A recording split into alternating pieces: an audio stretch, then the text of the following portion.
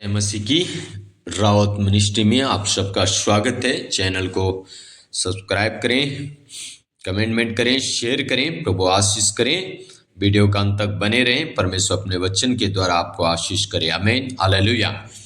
यहाँ पे लूका रचित सुसमाचार उसका 11 अध्याय उसका 9 से लेके 13 तक हम पढ़ने जा रहे हैं। प्रिय भाई और बहनों, यहाँ पे परमेश्वर का वचन आज हमें सिखाता है हमारा जो मांगने का तरीका है वो कैसे होना चाहिए।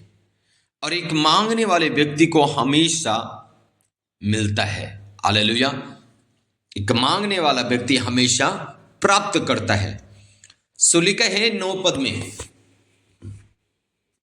और मैं तुमसे कहता हूं कि मांगो तो तुम्हें दिया जाएगा। हाँ जी, मैं तुमसे कहता हूं मांगो तो तुम्हें दिया जाएगा, ढूंढो तो तुम पाओगे, खटखटाओ तो तुम्हारे लिए खोला जाएगा। हालेलुया। परमेश्वर का वचन कहता है कि मैं तुमसे सच सच कहता हूं, जो मांगता है उसे दिया जाता है, जो ढूंढता है वो पाता है, जो खटखटाता है उसके लिए खोला जाएगा। प्रिय भाई और बहनों, आज की सुबह के समय आपका मेरा मांगने का तरीका क्या है, ये बहुत बड़ा इंपॉर्टेंट भाग है।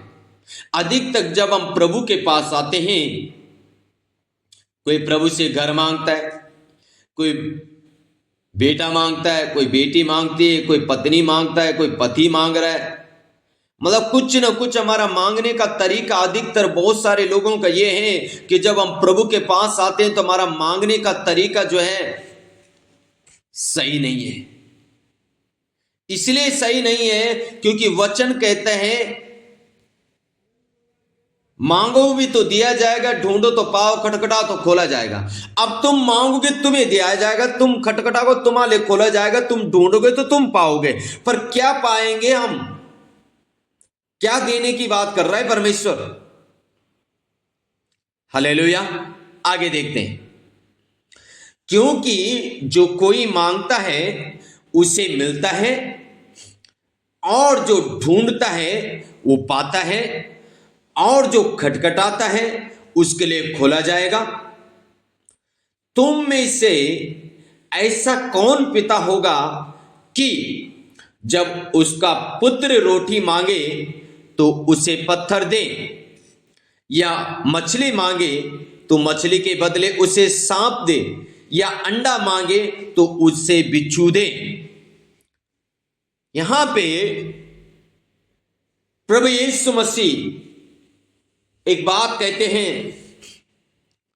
जब तुम बुरे होकर अपने बच्चों को अच्छी वस्तु देना जानते हो तो तुम्हारा स्वर्गीय पिता तुम्हें अच्छी वस्तु क्यों नहीं देगा? अब स्वर्गीय पिता अच्छी वस्तु, कौन सी अच्छी वस्तु है जो स्वर्गीय पिता हमें देगा? इसलिए प्रभु यीशु ने कहा, जब तुम्हारा बेटा तुमसे मछली मांगता है तो क्या तुम मछली के बदले उसके सांप दोगे? या रोटी मांगता है, क्या तुम उसे पत्थर दोगे? या अंडा मांगेगा तो क्या तुम उसे बिच्छू दोगे? नहीं। जब तुम बुरे होकर मछली के बदल तुम उसे मछली दोगे, अंडे के बदल तुम उसको अंडे दोगे, रोटी के बदल तुम उसको रोटी दोगे, तो तुम्हारा स्वर्गीय पिता तुम्हें अच्छी वस्तु क्यों नहीं देगा? Praise the Lord. प्रिय भाई और बहनों, कौन सी अच्छी वस्तु हमारा स्वर्गीय पिता हमें देगा? जब हम मांगेंगे तो देगा, हम खटखटाएंगे तो देगा, ओ जब हम हालेलुया ढूंढेंगे तो पाएंगे। कौन सी अच्छी वस्तु की बात हो रही है यहां पे?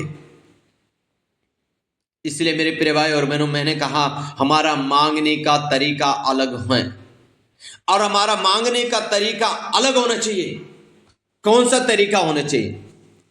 13 पद में लिखा है, अतः जब तुम बुरे होकर अपने बच्चों को अच्छी वस्तु देना जानते हो तो स्वर्गीय पिता अपने मांगने वालों को पवित्र आत्मा क्यों ना देगा। हालेलुया। जब तुम बुरे होकर अपने बच्चों को अच्छी वस्तु देना जानते हो, तो तुम्हारा स्वर्गीय पिता अपने मांगने वालों को पवित्र आत्मा क्यों नहीं देगा? हालेलुया। प्रिय भाई और बहनों, जब पवित्र आत्मा परमेश्वर हमें देगा, तो पवित्र आत्मा जब आपकी जिंदगी में आएगा, तो पवित्र आत्मा आपको फिर जो कुछ देगा बेस्ट देगा। आमीन, हालेलुया। हमें जरूरत है सबसे पहले अपने जीवन में पवित्र आत्मा का। आमीन। पवित्र आत्मा वाला व्यक्ति पाप की ओर नहीं जाएगा, वो पाप के विरुद्ध में जाएगा। पवित्र आत्मा से भरा हुआ व्यक्ति, पवित्र आत्मा में चलने वाला व्यक्ति व्यभिचार नहीं करेगा, चोरी नहीं करेगा, नशा नहीं करेगा, निंदा नहीं करेगा, चुगली नहीं करेगा, गाली नहीं देगा, वो सब सह लेगा। लेकिन एक अशुद्ध आत्मा से भरा हुआ व्यक्ति, एक दुष्ट आत्मा से ग्रसित व्यक्ति सब काम करता है। प्रिय भाई और बहनों,